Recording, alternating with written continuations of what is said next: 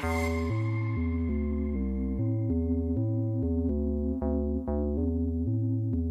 Rikuti. Hi, Tisha. And welcome to Boju Bajai, your Ramailo grannies who've not had the time to party in 2022 because we're too old. But the new year is going to be different, I hope.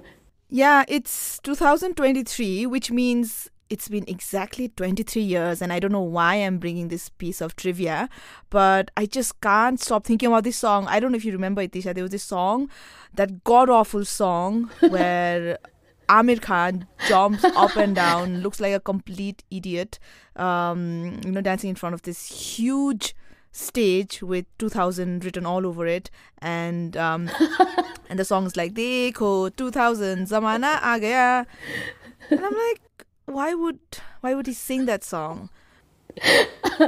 I feel like today's episode we should maybe not deconstruct Bollywood lyrics, but we're here to actually talk to someone who, like us, if I can add, seems to instinctively know Bollywood songs to express any real life situations, emotions, Bollywood scenes and gifs. And Rikuti is very excited, so I've been asking her to calm down about this episode. Okay, so mo saas phirchu. And I just have to add a disclaimer that I'm going to fangirl so hard in this episode, and that I'm already embarrassed for myself, and I'm already over that embarrassment in my head.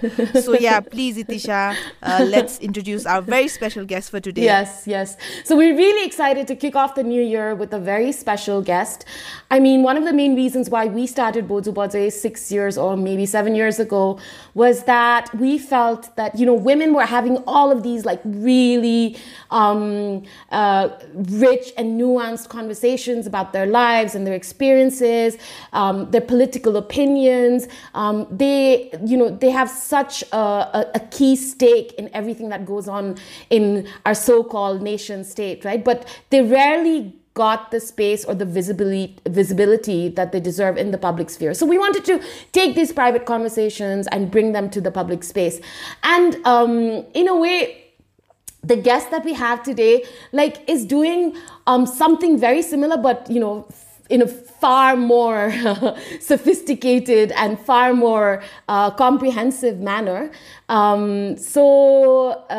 Brikuti, do you want to, since you are so passionate about this newsletter, maybe tell us a little bit about it? So, for women's stories to be heard, to be seen, we have to wait for, let's say, Women's Day, or we have to be this really sad, Abala Nari, something really bad needs to happen to us for people to actually notice us and our lives and our experiences. So we were so excited when we discovered the amazing newsletter Womaning in India, and if I may add, it is super hilarious.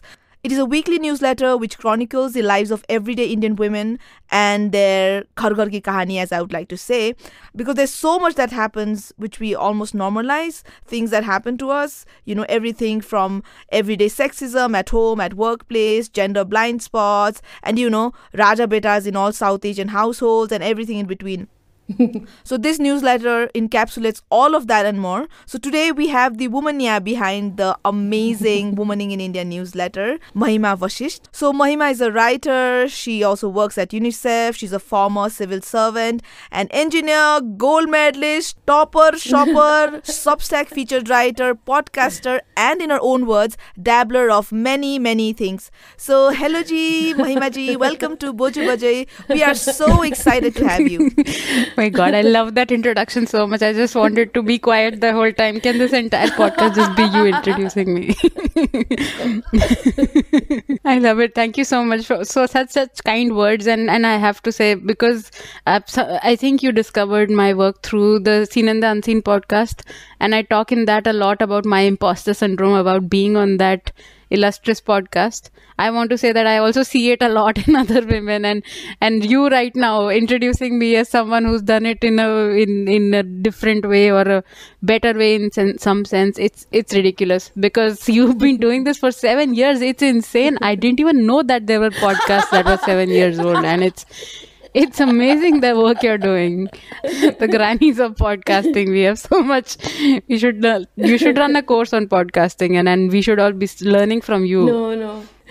Actually, I have to say that Brikuti discovered your newsletter much before your podcast on your appearance on Seen and the Unseen. Yeah. Yay. I was just talking to Itisha about this, that it was actually my partner who discovered your newsletter, and he would just forward it to me all the time, and I would obviously read it and share it with Itisha and say, oh my God, this is so relatable. This is exactly like, what's happening to us or one of our friends. And the fangirling sort of started there, but talking about the seen and the unseen, if I can digress a little, like Amit Verma says, well, I keep telling Itisha, like he's someone, Amit Verma and his podcast, he's just constantly, his voice is just constantly playing in the background all the time. I keep telling my partner that he's the woe in the Pati and Patni equation, because he's always in the background at home when he's driving, and Amit Verma this, Amit Verma I'm totally that. going to tell him he's the woe in so many Pati Patnis and woe, right? Poor guy, doesn't even know it. He's the part of too many threesomes without his consent. Right. So, Mahima, I think we should get this out of the way. We should reveal our connection, our ambivalent connection with India first. And I think, Brikuti, you really need to tell Mahima your relationship with India and the Hindi language, please. Okay, so it all started when I was born.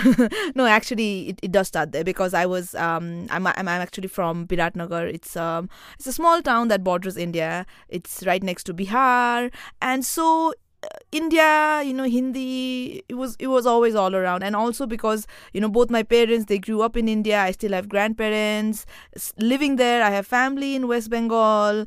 My mom and, my mama, every time they would get emotional, they would start talking in Hindi, super melodramatic like they do in the movies. Lots of filmy dialogue, which, is not very common in a lot of families in Nepal, at least in urban areas in Nepal while we were growing up.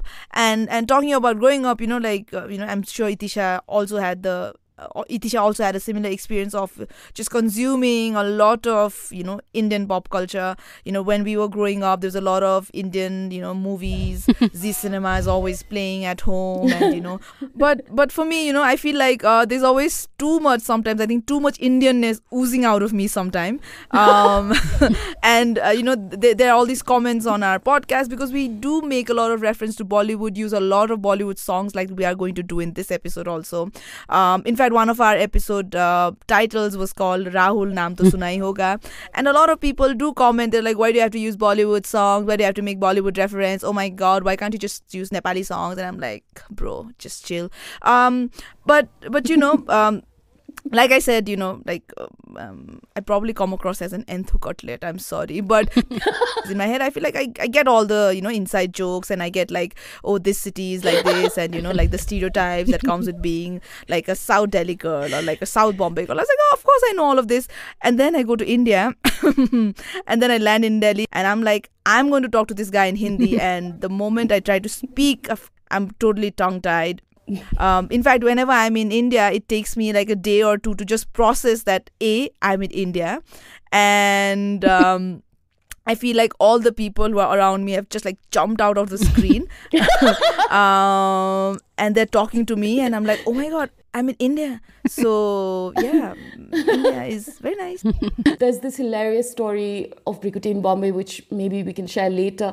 But Mahima, I think that the reason why Brikuti, what she just said about India is so relevant is because our cultural consumption is very much dictated by the Indian product, right? Yeah. So for women in recently we do like these Zoom sessions called Sad Womaniya sessions, where women just join us and we just have like a chat about, random things. And the last session was about how Shah Rukh Khan, plays such an important role when women think about love or romance or partnership or, So I guess my first question to you would be, how did Bollywood play into your consciousness when it came to thinking about, relationships, or thinking about romantic or platonic or whatever, when you were growing up, the romance factor? Okay. So I always quote this line from the book Shrill by Lindy West whenever somebody asks me about my relationship with Bollywood, because she writes that feminism is about discovering that everything you love hates you right back. And so that's my relationship with Bollywood. I mean, I grew up loving Bollywood, but after a certain age and after developing a certain awareness about the undercurrent of gender stereotypes, I realized that I love Bollywood, but Bollywood really hates me as a woman, because Bollywood will portray women as everything that Brikuti just said, right? That it will portray you as an abla nari, and or you're the vamp, or you're the either you're helpless or you are malicious in some way. So it's always a kind of a negative portrayal, and you're basically never allowed this freedom to just be a human being, right? With all your pluses and minuses, your goodness and your flaws. So specifically, because you asked about romance, I think I grew up with the same toxic view of what romantic relationships are like, and I went through my own fair share of relationships like that as well, where basically a relationship between a man and a woman is almost like it's an aspiration for the woman, and it's almost like a favor that the man is doing to her in some way. And which is why you have those tropes of commitment phobic men who don't want to get married, right? And women who are immediately on the first date seeing their shadi ka joda in their mind. So I used to be that stereotypical woman who, like, one date with a guy and I'll be imagining the names of our children or some, maybe not that far-fetched, but yeah, definitely like thinking years into the future and, planning a life around him. And I remember once I had a breakup, and after the breakup, I realized that my phone was only ringing because either my mom was calling me or Vodafone was calling me. That's when I realized that whenever I would be in a relationship, I would literally just cut out every other part of my life. And I would lose touch with my friends. I would not go out. Even when I was in long distance relationships, I would not go out as much.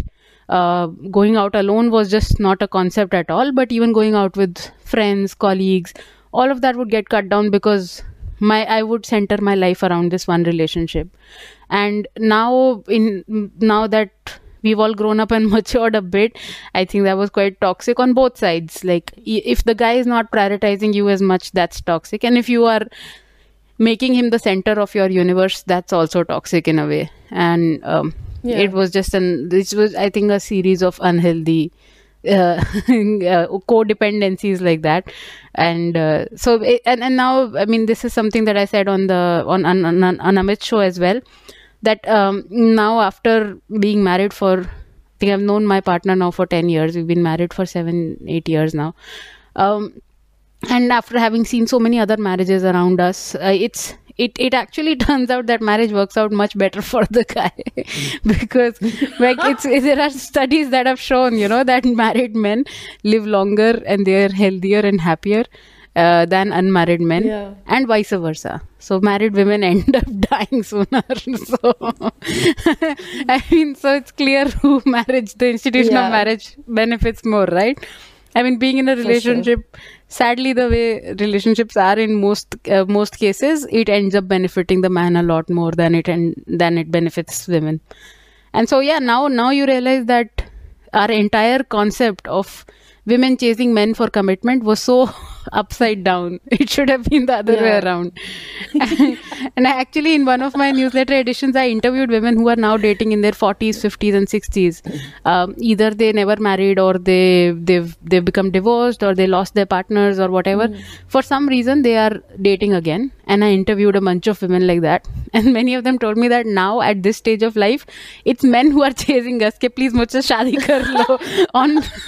And women are like, no thanks, I want to keep it casual.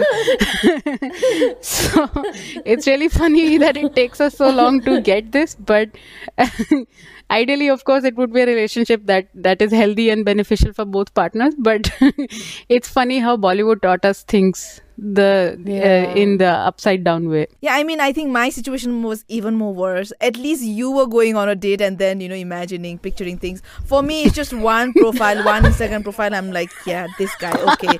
Lock kiya jaye. Pati Parmeshwar. Found. Yeah, very toxic way of looking at relationships, things like 6 din ladki in, that was me. I mean, that is how I used to go about my relationship.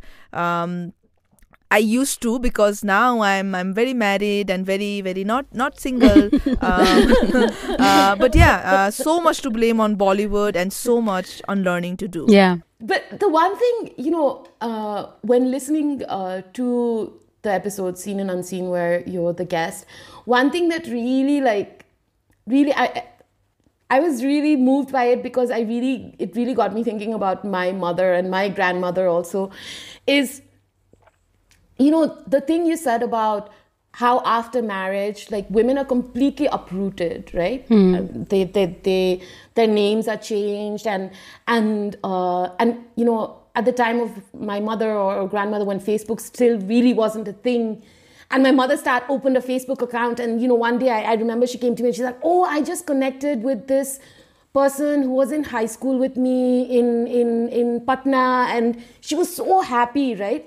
But the fact that, like, their entire social network I'm saying, but the entire social network is just, like, destroyed through that uprooting, and how a lot of women who are our mother's age or our grandmother's age, they actually don't have any friends. Yeah. And that makes me so sad. Like, it's such a lonely existence, place, right? Yeah. And that used to happen even, I mean, now that you mention it, I'm connecting it back also to my own experiences, and how, like I said, I would cut off from my friends. It would inevitably become that his friends would become my friends, and his friend circle is my friend circle now, but not the other way around. My friends are not his friends as much as it's in going in that direction. And again, that's another unhealthy thing that luckily I caught in time, and now, like, as a couple, we both have friends who are now, by this point, we've forgotten kiske friend the wo shuru mein. Now they are shared friends, and there are some which are only his and some which are only mine, but it's a healthy balance now. But that takes work, and that takes a lot of conscious effort, because like you're saying, the standard trope has been that the woman uproots herself not just from her family's house but also from all of those relationships, and it's almost like another life that she used to lead, which doesn't exist anymore with the change in the surname or whatever. It's just that she's become a clean slate, which is really sad.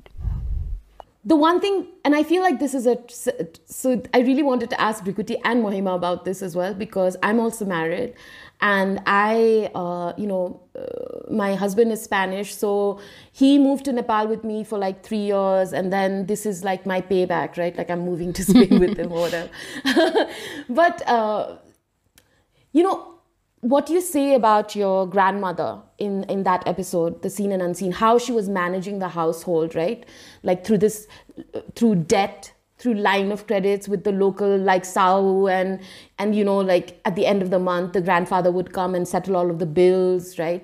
And I feel like a lot, again, our grandmothers, our mothers, that financial relationship between in the marriage, right, was such that, they really had to, like, ask for money, from their partner, like, oh, bacche ka fees dena hai, paisa do, oh, khana khatam ho gaya, paisa do. And that's, like, a very humiliating thing, really, as an individual. So I think maybe that's why our mothers, at least my mother, like, right from when I was really young, she said, do whatever you want, but you have to be financially independent. Do whatever you want, but you have to be economically independent, so you don't rely on anyone for money. So that's how I was, I was raised. And now, so I'm in Spain, and I'm doing my master's, I'm doing the podcast, I'm writing and stuff. So my income is very much like freelancer type income. And then there are times when, like, I need, like, to purchase something, and I'll be like, oh, should I ask my partner for some money? And suddenly that thing comes as a block, like, no, what are you talking about? Like, you need to, like, support yourself and stuff. And then I had a conversation with a friend of mine who's just had a baby, the baby's like, and she's obviously not working. And so I asked her, like, how are you dealing with this, like not earning an income? Like, what impact has it had on you? And she was very much like, well, we're in a relationship, we're in a partnership. So his money is my money. Like, there's no like my money, your money. So then I thought, oh my God, like this whole financial, the way we were raised, like, is that like a sort of entrapment also? Like, should we like revisit that thought where actually if you do have a partnership, then depending on the circumstances, depending on the situation, it's not about my money, your money. It should be like, okay, this is our money and we should, I don't know, like, what do you think about this? Like, that was like a real eye-opener for me.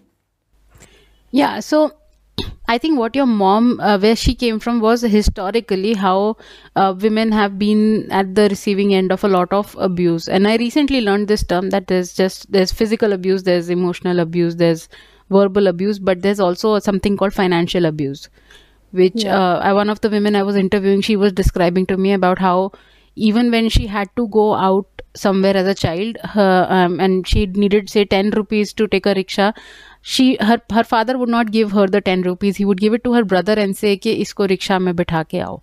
So I mean, she was never allowed to even touch money. As I mean, it wasn't maybe not by design, but the way the culture was that the girl will not be given money, a boy will be given money to make the expense for the girl, even when they're both children, right? The son and daughter are both children, even there. And then you grew up fearful of money as a woman in that historical context. And that's not just historical, that's even true of many women today, a majority of women today also, that their primary role is of a housewife, caregiver, and so they don't earn their own money and they are dependent on the men for the money.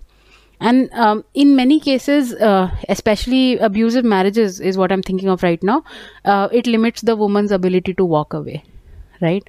Yeah. So many women are continue to live in abusive relationships and marriages, and bear physical abuse, mental abuse of their children. All of it they are silently bearing because they don't have the confidence that they can walk out and earn and raise their children, provide for the children. And that financial dependence basically has ruined their life, right? So that's, I think, what our mothers were warning against when my mother also said this, and that you need to be financially independent, so that God forbid if you are in a situation like that, you should have the money should not be a factor you're thinking about when you have to make a decision which literally can save your life or end your life. So you should be able to have the confidence to walk out of a difficult situation like that and fend for to know that kuch bhi hoga bhooke nahi marenge, we can earn our own money. And also financial dependence in some marriages where there is a foundation of abuse, it can lead to further worsening of the abuse, that where you asking for money itself becomes an act which is an opportunity for abuse, right? So I think that is the context in which it does make sense to teach women to earn their own money and be financially independent. That's what I would also teach my daughter. But having said that, in a healthy marriage, now so far we are talking about preparing for the worst case of a bad relationship. But in a healthy marriage, of course, it should be your money, my money, our money. If and not just that the man shares his money with the woman, that even a woman could be earning more and shares her money with the man if he needs. And whichever partner is doing caregiving, especially at home, like your friend is, she's at home with raising the child, then that's also something that's worth something, right? That's not like, it's not like she's doing unproductive work. It is very, very serious, important, productive work. What she's doing is far more important than what the husband is probably doing, which is going to office. It's raising their child is a much more important work, and it doesn't unfortunately get compensated for in the way our economy of the world is designed by men, where domestic work is not valued and not, there's no, it's not counted in the GDP. When GDP may you count goods and services produced in the economy, you are not counting this as a service which is being produced in the economy, because it's just a mother raising her child and that's kind of her job. But if it is a job ultimately, and it's a very, very hard job, I mean, most mothers will tell you it's the hardest job they've ever done. And so it should be compensated for, it should be evaluated and counted. But because it's not, in a way, within your marriage, as long as it's a healthy marriage, you can sort of, think of it as, well, I am also earning. It's just that nobody's giving me a paycheck for this, but I am doing productive work.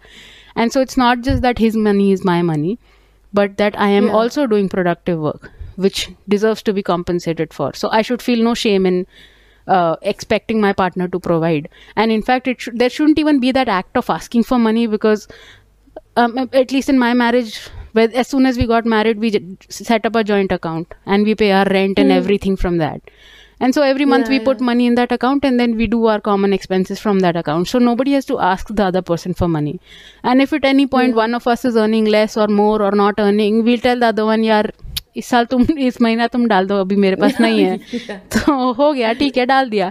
I mean, then we don't sit and do ऐसा counting, itemized billing of who ate how much and dutching every bill. But there's like a common pool of resources from which it's all coming, so that nobody has to for each item and each expense, ask the other person. Yeah, when I was, like hearing you talk about this, like in a couple, couples who have healthy understanding about the finances, and, it's fine between the two of you, in one of your editions, you talked about how women's achievements are so downplayed outside of the workspaces, right?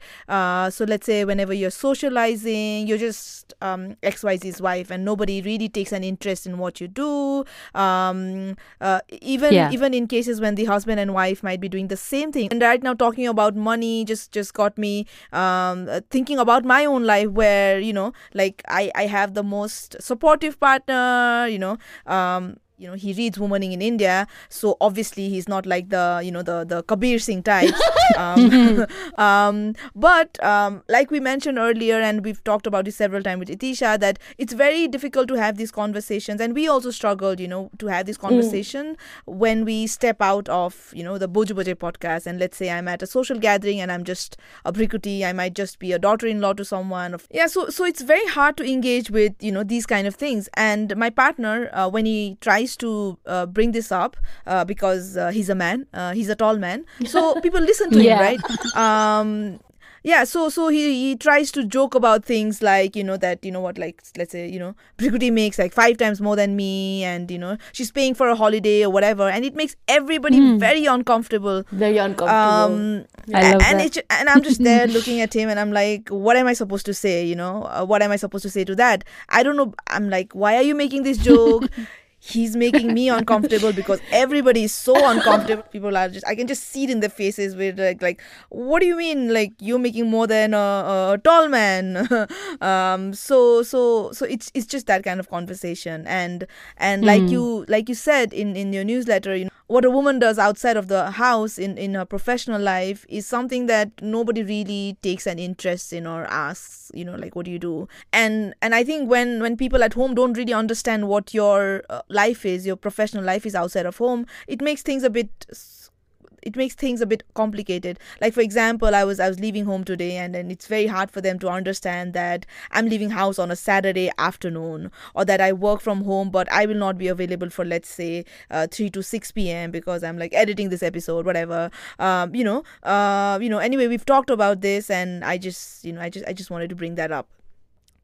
So before we go into the next thing, I really wanted to talk to you about, and this is something we had briefly conversed through in our emails also. I am just going to go back and start fangirling a little bit, because while I was listening to your episode of Seen and the Unseen, I'm trying to draw all kinds of connections or parallels that I might have with Mahima and my life. Just trying to be like, especially when I was hearing the bit about your university life, I was like, oh, she went to KU. I also went to KU. I mean, like, I went to Kathmandu University, you went to Kurukshetra University. But I, like you, I also keep saying KU in all my college stories. And I'm like, oh my God, I also do that. And Mahima also does that. And anyway, the thing about I'm mentioning KU stories and our university life because you do mention in the podcast about how the university environment was at that time, and I could really it really brought back memories from my own university life, and not the most fond memories I would like to remember.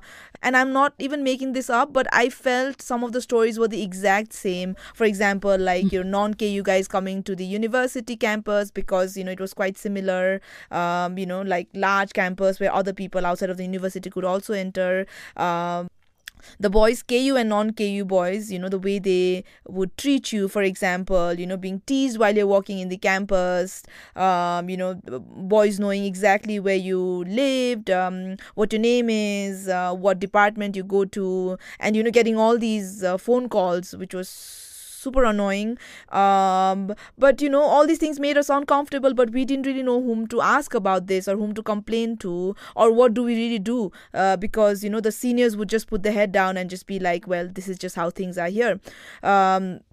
So I really and especially you mention about your own stories of you trying to sneak out of the hostel to go to a printer or just fully enjoy the life outside of classroom, all the activities you were actively part of, and all the obstacles that come in the way for female students to fully enjoy college life. So I just wanted to understand, like, if you had, if I can say, a sort of like feminist awakening while you were in college because you were surrounded by that kind of people, that environment, those attitudes. Okay, so first I'll answer the first part that you were talking about.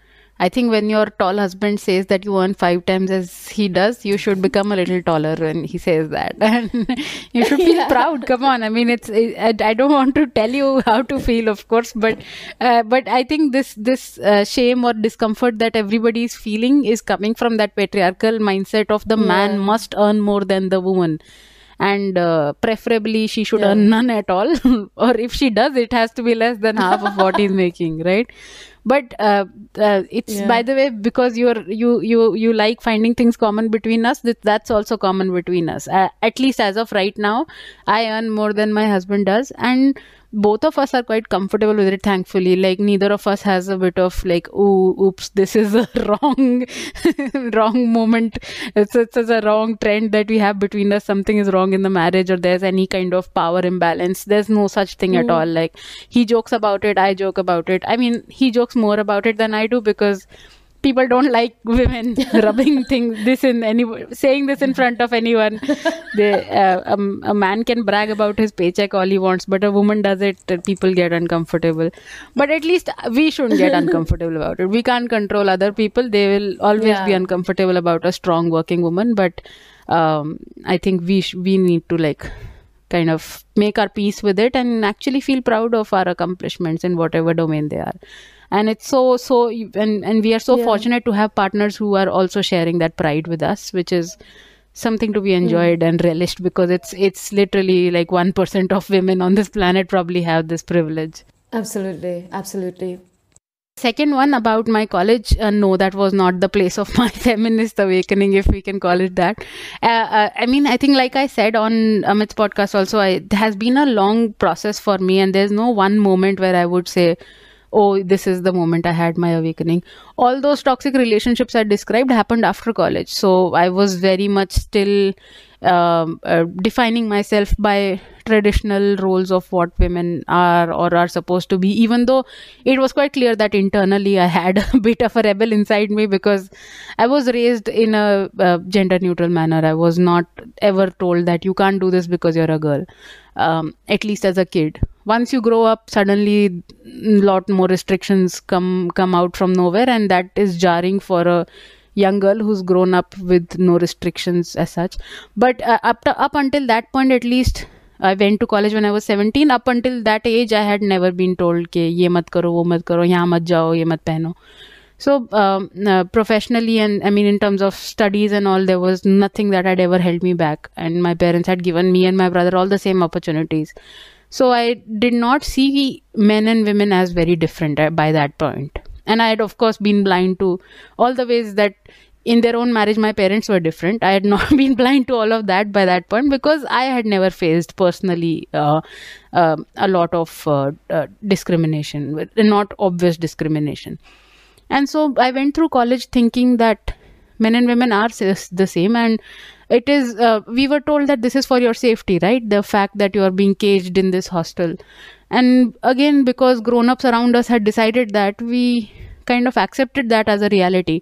I did try to obviously find my ways around those restrictions for my own nefarious purposes, but again, I did not see the systemic discrimination that was at the heart of it. I saw it as, yeah, this is like a rule, and some rules we break, it's okay. I'm an adult. I will choose to break some rules, and that's on me. And I would take care of my safety. I would make sure I was with men I trusted, with juniors and batchmates who I trusted.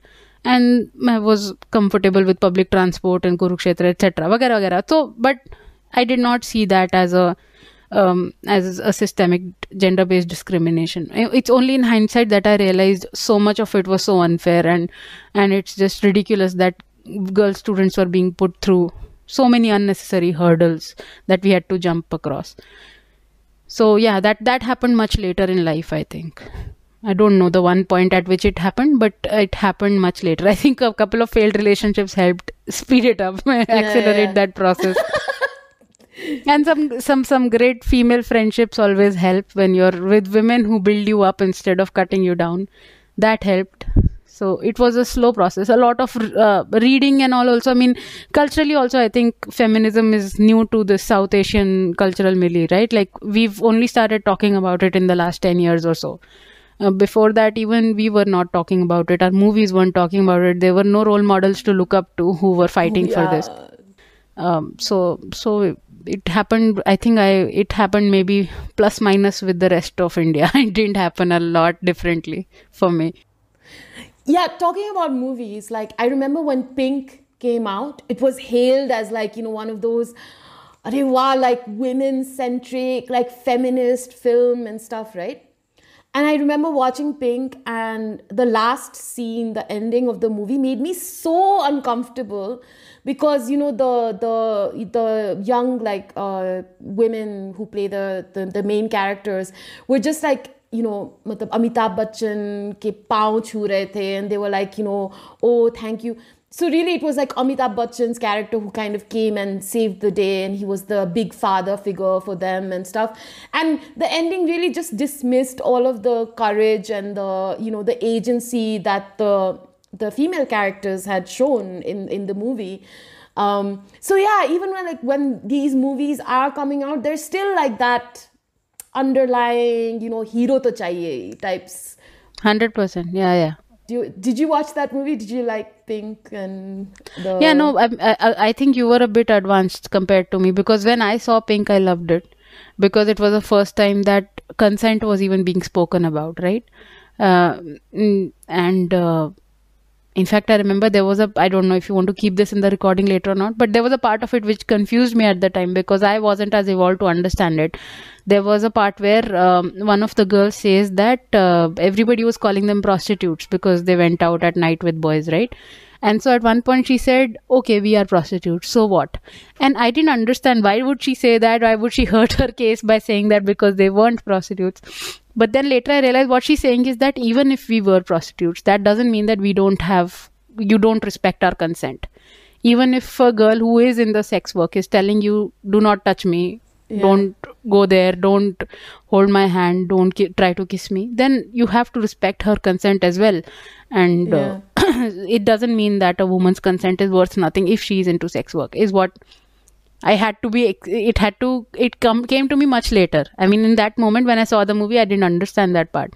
And by the end of it, I was very moved and quite touched that somebody had made a movie about consent. And it helped that it was actually shot in my neighborhood of where I live in Delhi. It's in the same colony it was shot. So we were mostly spending time finding, arey, ye uska ghar. But now when I see such movies, I mean, I can spot them from a mile away, where there's a male savior, right? Like, and most of Akshay Kumar movies are like that. Mission Mangal, which is all about women in ISRO, but being led by a man in ISRO. Whether it is Padman, which is all about women's menstrual rights, but again, man has to be in the name. नाम में ही man है. तो I mean everywhere these so-called feminist movies are being made. They're essentially about men rescuing women, which is not at all how reality is, because I've worked with the government, I've worked in the social sector, I've worked a lot with grassroots, and I find, for example, the work I did with Swachh Bharat, a lot of it was women fighting for toilets. A lot of it was women walking out of marriages where they said, this man doesn't have a toilet, I'm not going to marry into his home. Women would literally walk out of their own weddings. Brides would walk out saying, I've just been told that there is no toilet at my in-laws' place. I'm not marrying into this family. And essentially, after a point, it became to such a level that entire villages were being debarred by families that is गांव में लड़की की शादी नहीं करनी है because this गांव is not ODF, open defecation free. So it was essentially a very much women-led movement, and there were no men rescuing the women. And at those levels, the women were fighting for their own rights, and they were winning. So reality is not like that. You can't sit around and wait for a male savior. If you get one, congratulations, use the tall man. but if you don't get one, you can't afford to sit around and wait for one. I mean, allies can come from all genders and they're all welcome, but if you sit around and wait for a male savior, then that kind of defeats the purpose. Something we jokingly say, at Boju Bajai is that, our episode is like max 1.5 hour long. And every time we talk about something, somebody, messages us or tells us that, oh my God, this was something I was really also thinking about. I'm so glad you talked about it. And I keep telling them that it's not enough for just you to listen to it. But it's also important for people around you to also listen. So you should just play it on, speaker when everybody's home so that, Yeah, you're right. No, these things should be played on loudspeaker. Like somebody told me also she did this, like she just played it on loudspeaker so that her mother-in-law would hear some stuff. Like that is so cool. You should next time tell me what you want me to say. I'll say that. Whatever advocacy you need at home, I'll do it. Yeah. I think, when it's not coming from you, it's coming from someone else, then they tend to think about it more. Correct. Like let's say at a dining table, like when I'm at a party, I do not, I sort of hesitate to talk about the things I'm already talking about in my podcast, because A, it can be so tiring, and B, it's just like you're talking to a wall essentially. It's like we already mentioned, it's super hard to engage on these things. So I just try to be polite and just be like, listen to my podcast. So that side of engagement also, while meeting people in real life, I also leave that to my tall husband to do that, which I think he does pretty well. This also reminds me about this particular incident that happened, I think, a few years ago. We were out with all of our friends, almost all of them couples, everybody, like working professionals, educated, sort of listen to Boju Bajai. So they were having this conversation. I was across the table. My partner was having a conversation with my friend's husband, and I could just hear this word toxic masculinity, just like toxic masculinity. And I could see my partner just looking at me like, oh, what do you have to say or something? And I just like refused to engage. And because I was, doing my own thing, and also because I've talked about it a million times on the podcast already. But my friend, whose husband was also talking about these issues, she wanted to also, she was trying to make a point, and my husband, her very educated husband, wouldn't let her talk. And he was talking about toxic masculinity. I know. So yeah. The funniest is when a man talks over you to explain what mansplaining is. That's my favorite. It's like, what a moment. Yeah. Like, amazing. So I after listening to the podcast, I really did take the imposter syndrome test. I did it online to see how much. And I think I got like something like 70 or something score on the imposter syndrome spectrum. But I really, and this is something that we as Boju Bajai have really worked on. It's first of all calling out manners that, are so common. But now, like, there seems to be much more awareness around it. So especially in social media has also helped that. So, every time a government body, or every time an NGO, INGO, or, you know, it does like a public advertising of like a panel where they're all men, you know, immediately it gets called out, which I think shows a certain level of awareness. But when it comes to then really getting down to why is it that women are not being called to these really important discussions? Why are women not part of these really important discussions? The excuse that we get from most of the organizers is, well, actually, one, you know, there aren't many capable women in this field, in this specific sector, or the few women that there are, we call them, but they could not make it because of, you know, various reasons and whatever, right? So the reason I'm bringing this up is you talked a lot about capability in Seen and Unseen, and you also talked about, you know, the phenomenon like brilliance bias and selective hearing, right? Those three points. And we have to counter a lot on this idea of capability. Who's capable? Yeah.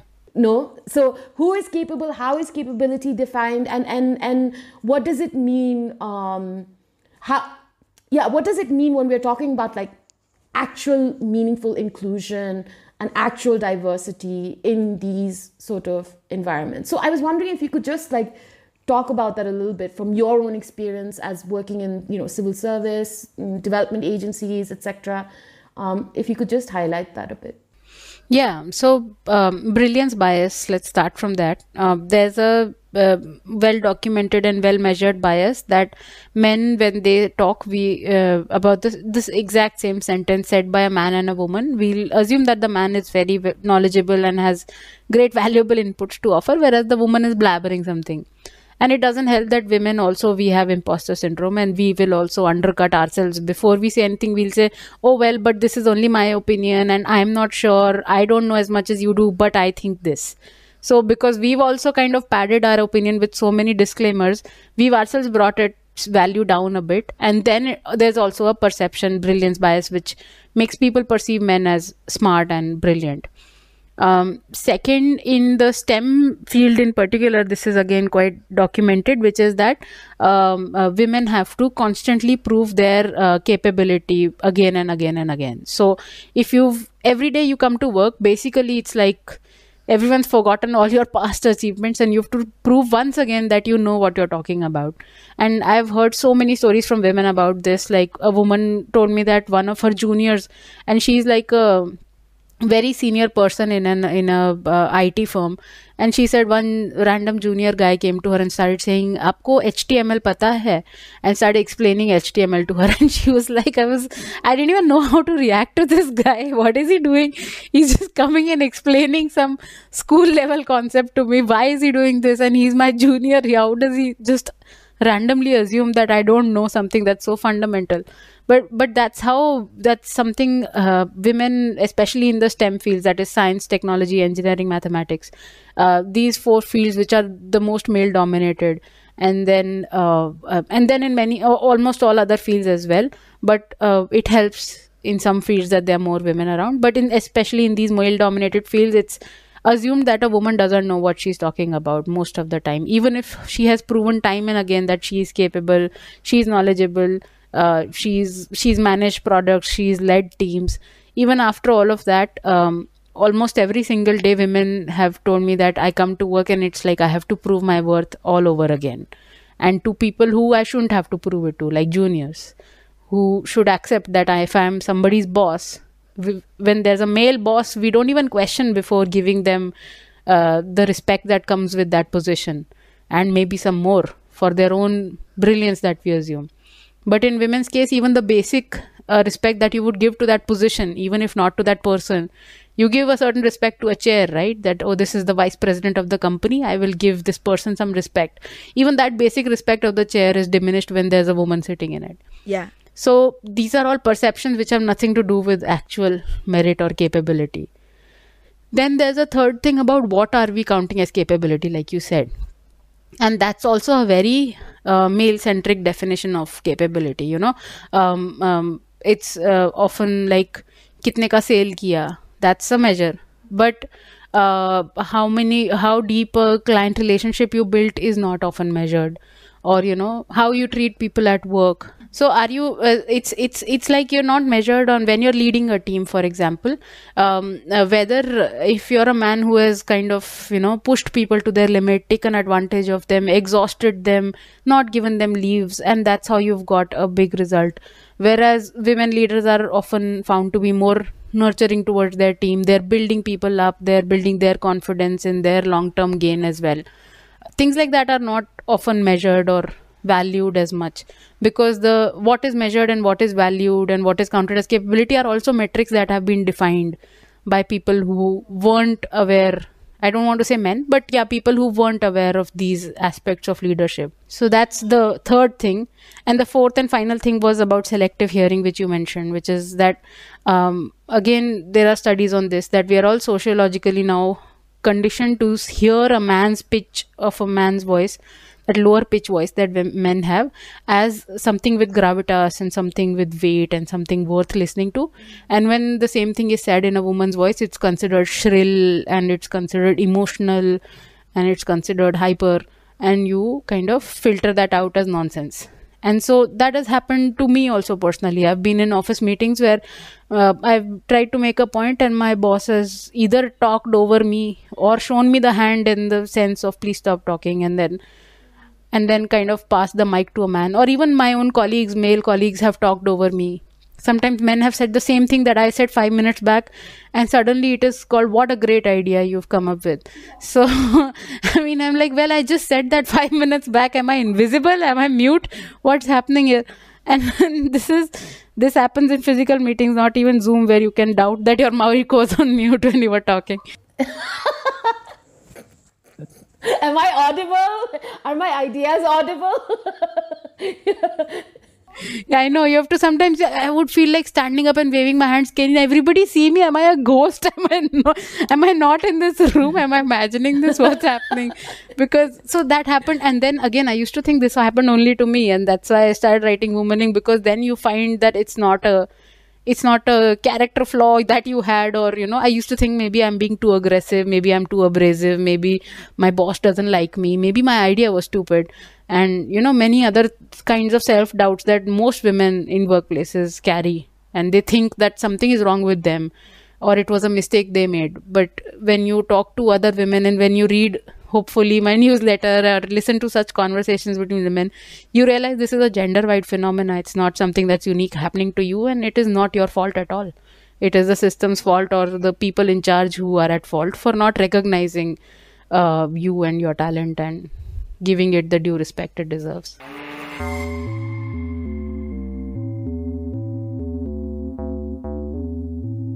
Yeah, so the piece that you wrote about sharing the mental load, right? I think that was something that, I'd always talked about. I'd seen it with my friends, especially who were married with kids, my sisters. And I think, it becomes a big part of your life once you start living with your partner. So I'd always talk about it. But, when your piece came out and there were all these stories about women, the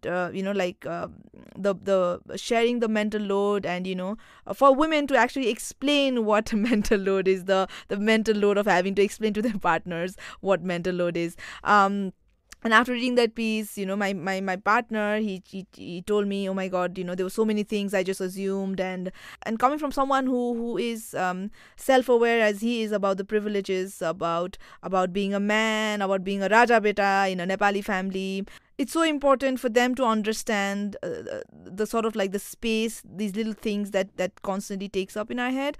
And it's so great that you bring these stories week after week. You are doing a service on behalf of so many of us, and for that, we are thankful, and we're making sure that all our partners read it. Because, when it comes from somebody else, they'll just be like, oh, okay, now I realize it. And that's what I've been doing at home, which is just like, I just don't do stuff. Like, I just don't do stuff. And then because I'm like, hey, mental load. And then there are times when I just shame him and I'm like, I just say like, shame on you, you read Womaning in India and then you don't even understand this much. I keep telling him, I'm going to tell this to Mahima. I'm going to tweet about it. But yeah. So I keep telling him, you can do better. I love it. But Mahima, can you talk a little bit? Because I know you mentioned that you also had to unlearn a lot in terms of how to share that mental load. Because I think a lot of women have not had that space or time to really reflect on, okay, like there is a lot of mental labor involved, but how do I like fix this, right? So I know I was wondering if you could just share a little bit about your own journey there. Yeah, I mean, my journey is far from complete because I think the number one problem in my marriage right now is still mental load. So it's not something that I'm glad that my male readers are being held to a higher standard by their partners, and I'm yet to do that with my own partner. But yeah, so there's a part which when it comes to mental load sharing, first of all, like Brikuti said, it's just the fact of having to explain this to men. And I hope that my piece is useful in that because I myself use it a lot, and I've heard from so many women that, they just send this piece to their husbands because it saves them that extra mental load of having to explain mental load, right? So it's so meta that it's nuts that you're explaining a mental load itself is a very big mental load. So hopefully I've taken at least that part and helped some women with that a bit. But yeah, even after you've explained it and the other person has understood it theoretically, which many of our partners have, it's still the practical implication of it is on a day-to-day life is still very hard to do because there is still that mental block that I find in many men that, you just have higher standards. That if I say that, well, 2 दिन बाद घर में bread खत्म होने वाली है, somebody has to order the new bread. And who is keeping a watch on what is the level of bread in the packet inside the fridge? Or, I mean, it's just one of millions of examples in our day, right? But who is keeping that watch? And women are the ones who are always thinking about these things 2 steps ahead, anticipating needs of the family and fulfilling those needs before they even arise. And that is mental load, right? But men will often think that why do you need to think so far ahead, and दूध खत्म हो जाएगा तो ले आएंगे बाजार से, and it's okay. But it's not okay because at that moment there'll be other things you need to do. You can't drop everything and go run to the market to get milk. So it's a lot of tug of war, right, between the 2 partners, because one of them is saying that you need to let go more and the other one is saying, well, you need to take up more for me to let go more. So it becomes a very, very vicious circle and you don't know where to start. So, I mean, sometimes it has helped me. And again, like I said, I'm far from perfect accomplishment in this area. But sometimes what has helped me is to start from me. Okay, fine, I can't control the other person's actions or what he prioritizes in life. But start from me, which is to let go more. And one thing I've tried to do is, take a whole task and give it to him. So from now on, entire grocery management or entire, even say milk management is your job. And I will never look at the milk and I will never touch it. And then it takes a lot of restraint because you see that happening, right? Like you're very close to the finishing line के खत्म होने वाला है दूध, कल नहीं होगा, सुबह चाय नहीं बनेगी या बच्चे को दूध नहीं मिलेगा, whatever. So there'll be something, you see that disaster coming. And you have to stop yourself from intervening. And sometimes you let 1 or 2 disasters happen and then kind of they pick it up. And then because it's not a capability issue at all. It's not like many people say that अरे आदमियों का दिमाग उस तरह से नहीं चलता है. Men are simply not wired to think like that. I completely don't agree with that. Men are fully capable of thinking about these things. It's not like giving birth to children which they're biologically incapable of doing. You will put a man living alone, they'll manage, right? They'll survive. They are not going to die of starvation. So they are obviously feeding themselves. They're managing to keep the house clean to a certain extent. So you can basically, I disagree that there is a gender capability mismatch here. Both genders are equally capable, but the way I start is that I've tried with the 1 or 2 things of handing it completely over to my partner and then switching my mind off of that thing. Yeah, absolutely. And it takes effort because you are wired to think like that. Now after having done it for a decade, I am wired to think of those things. So it's very hard for me also to let go. Yeah. Of course, all of this the underlying assumption is that both partners do want an equal relationship, and it is not a by design abusive or a mismatched relationship. So, which in many cases it is, but at least if you have a partnership where theoretically you both agree that marriages should be equal, relationships should be equal, then you can work on it. If your partner doesn't agree at all and thinks ye aurton ka kaam hai, then sorry, mental load is your last problem. Maybe that's far from even becoming a problem. So it's a privilege to even have this problem. Yeah, absolutely. Prikuti, don't you want to tell Mahima your Aneka Janeka story? Please, you have to share. It doesn't matter whether we keep it or not, but you have to tell the story.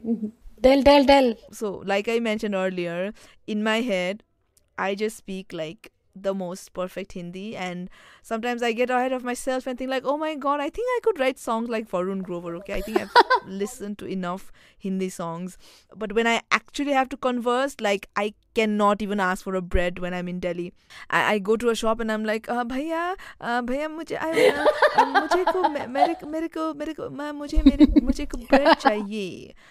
Sometimes I was thinking like, oh my god, the way I sound when I speak Hindi, I feel like I speak like that Gora from Lagan, you know, Do Guna Lagan, you know, when I'm talking to native speakers in Hindi. So in 2021, I was in Bombay for the first time in my life, and I have to add that my partner, he grew up in India, he studied in India, worked in Bombay. So I feel like one of the reasons I fell for him, because I was like, oh my god, this guy can speak really good Hindi, unlike me. So when we were in India and he was like, you know, talking to the auto wala, you know, making calls, you know, I'm like, oh my god, he speaks such perfect Hindi. Oh my god, wow, great. We were staying at his friend's place, and there, you know, there was a woman who you know, a domestic worker there, and she was cleaning, and we were in the same room, and I think she wanted to ask me like, do you want to go inside this room? And she just said like, this is Bombay, and she just said like, Anika. And this is the first time I'm actually hearing somebody use this word, Anika, in real life. And I've only heard it in movies, right? So in my head, even before I could respond, my mind completely started the song, you know, Javed Jeffries, Anika, Khanika, Pinika, Nanika, Nanika, Donika. This just started playing in my head, and I'm like, I just could not respond, and the lady just kept looking at me, and I don't know what I did after that, but yeah, I've been telling this story ever since, and this is the story that Itisha really wanted me to tell. Yeah, so oh my please god, that's tell adorable. me it's funny. I love it. So cute. But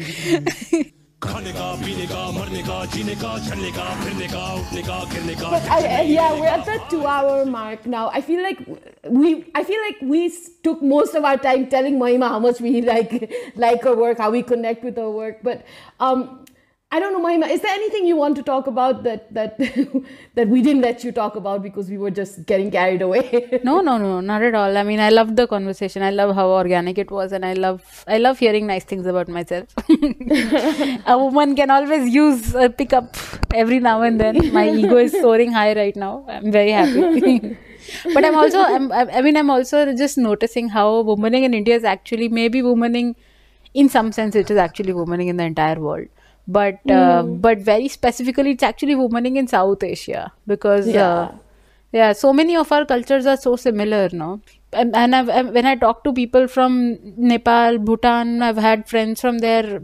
From Bhutan, actually, civil servants come to India to train, because they come and train in Indian Civil Service Academy. So I mean, we've had batchmates from Bhutan, and it actually feels very like talking, and they speak great Hindi also often. So it's like talking to people. It doesn't feel like talking to someone from another country, and how I'm just noticing. And even actually, as soon as you all reached out to me, I was like, what will a podcast from Nepal have to do with womaning in India? But then when we exchanged some emails with Brikuti, I realized that, oh wow, that's like, there's some significant overlap here in the context and in relevance of what I'm writing about. Yeah, and if I can add, it was also like, you know, like reading your newsletter also, you know, really helped us when we were launching our own newsletter, Cold Takes by Boju Bajai, which we just launched in September, just a couple of months ago. So ours is more like a weekly roundup of news and our, feminist takes on what's happening in the week that was.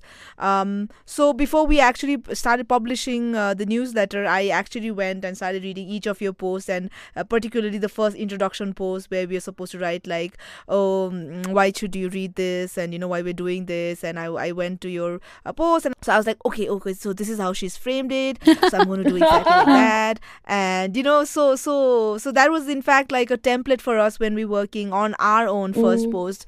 So for that also we're extremely grateful. And also we forgot to congratulate you on the 2 years of Womaning in India. Congratulations. Thank you. Happy birthday. And I think it was your birthday also, no, last week. Yes. Double birthday on the Thank you. Tuesday. Thank you. Yeah, no, I started Womaning actually I had been teetering on the edge. I had made a draft post in October, and till December I hadn't published it. So, and I was just kept talking about publishing, but I never did because I was scared of, what happens once it's out there in the world, and how will I be able to write regularly, and will it make sense to people? Will anyone read it? And so my husband at that time said that, your birthday is coming up. Why don't you launch it on your birthday? Like, it'll be your gift to yourself. And so I launched it on my birthday. So Womaning and my birthday is the same because of that. It's so lovely. Yeah. I think on that note, Mahima, thank you so much for giving us your precious 2 hours on a Saturday as well. To all of our listeners in Nepal, from the Nepali diaspora, do check out Womaning in India, a newsletter which is on Substack, written by Mahima Vashisht.